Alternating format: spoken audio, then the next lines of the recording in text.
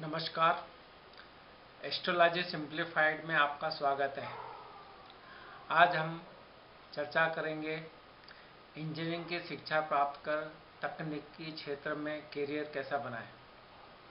आजकल पेरेंट्स अपने बच्चों को इंजीनियर बनाना चाहते हैं, तो हमें कुंडली में ऐसा क्या देखना चाहिए जिससे कि उनकी इंजीनियरिंग में शिक्षा भी प्राप्त हो और वो इंजीनियरिंग में अपना करियर भी बना सके। तो हम कुंडली में इस तरह से इसका विवेचन करेंगे। हम देखेंगे कि लग्न भाव, सेकंड भाव, छठा भाव और 10वां भाव ये हमारे करियर के लिए होते हैं, और 5वां भाव, चौथा भाव और 9वां भाव हमारी शिक्षा के लिए होते हैं। जब हम शिक्षा प्राप्त कर रहे होते हैं उस टाइम हमें कुंडली में यह देखना होता है कि चौथे भाव और 5वें भाव से अगर टेक्निकल प्लेनेट राहु, केतु, मंगल, शनि, सूर्य इनका अगर प्रभाव है, इनका उनसे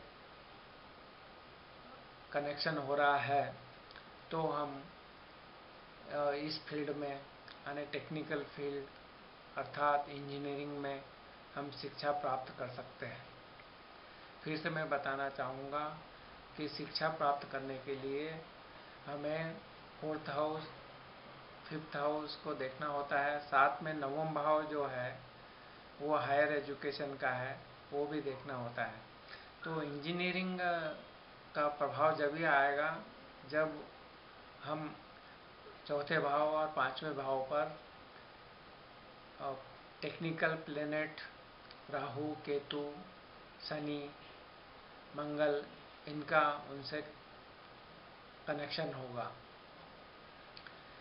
जब हम ये देख लेते हैं कि बच्चा टेक्निकल एजुकेशन प्राप्त कर सकेगा, उसके पश्चात ये देखना होता है कि इनका संबंध, ये जो टेक्निकल प्लेनेट हैं, ये इनका संबंध अगर दूसरे भाव, छठा भाव जो कि 10वें भाव का भाग्य है,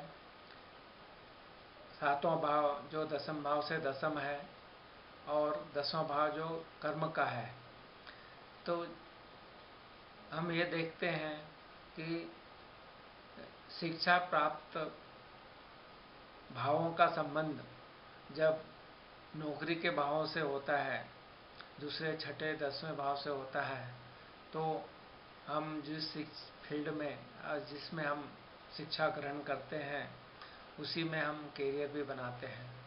तो हमें ये देखना है कि 5म भाव, चौथा भाव, 9वां भाव इनके स्वामियों का संबंध जब दूसरा भाव, छठा भाव और 10वें भाव से होता है, तो हम जिस फील्ड में शिक्षा प्राप्त करते हैं उसी में हम करियर भी बनाते हैं। इसके साथ साथ हमें ये भी देखना होता है कि इन भावों में अगर गुरु जो ज्ञान का कारक है, बुद्ध बुद्धि का कारक है, इनका भी संबंध बन जाए तो हम इस फील्ड में अच्छी प्रतिष्ठा प्राप्त कर सकते हैं, अच्छी ऊंचाइयों पर जा सकते हैं। इस तरह हम देखेंगे कि ये जो प्लेनेट राहु, केतु, शनि, मंगल, ये अगर केंद्र में हो, त्रिकोण में हो, 100 राशि में हो, उच्च राशि में हो, अपनी मित्र राशि में हो, तो हमें इनकी जब दशाएं, अंतरदशाएं, बंधन दशाएं चलती है तो हम इंजीनियरिंग फील्ड में अच्छा करियर बना सकते हैं। इस तरह देखा कि हम जो टेक्निकल प्लेनेट है उनका संबंध 10th हाउस से, सेकंड हाउस से, 6th हाउस से, 10वें भाव से हो रहा होता है, तो हम इस फील्ड में हमारा करियर अच्छा बन जाता है। इसके पश्चात हम जानना चाहेंगे कि जो हम करियर बना रहे हैं इस इंजीनियरिंग फील्ड में, वो हमें नौकरी कब प्राप्त होगी। नौकरी प्राप्त होने के लिए हमें लग्न, दूसरा भाव, छठा भाव, नवम भाव, दसम भाव, 11वां भाव, इनकी जब दशाएं चलती है और इसमें जो बैठे हुए ग्रह हैं वो अगर उच्च के, सौ राशि के, मित्र राशि के हैं और केंद्र में है, त्रिकोण में है, तो इन ग्रहों की दशाएं, अंतर्दशाओं में हमें नौकरी मिल जाती है। नौकरी मिल जाने के बाद हर कोई जानना चाहता है कि हमें कामयाबी मिलेगी या नहीं। कामयाबी के लिए हमें ये देखना होता है कि आपका लग्न बलवान होना चाहिए। साथ में जो प्लेनेट हमें कामयाबी दिलाते हैं वो हमें ये देखना होगा कि वो केंद्र में हो, त्रिकोण में हो, उच्च राशि में हो, सौ राशि में हो, मित्र राशि में हो। ऐसे प्लेनेट हैं गुरु, बुध, शुक्र। ये प्लेनेटों की जब दशाएं, अंतर्दशाएं चलती है और वो केंद्र और त्रिकोण में रहते हैं तो हमें कामयाबी दिलाते हैं।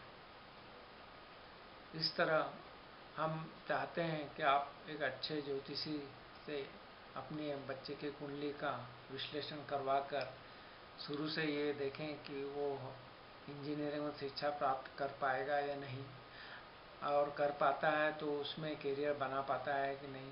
ये सब चीज़ें हम कुंडली के विश्लेषण के द्वारा जान सकते हैं। धन्यवाद।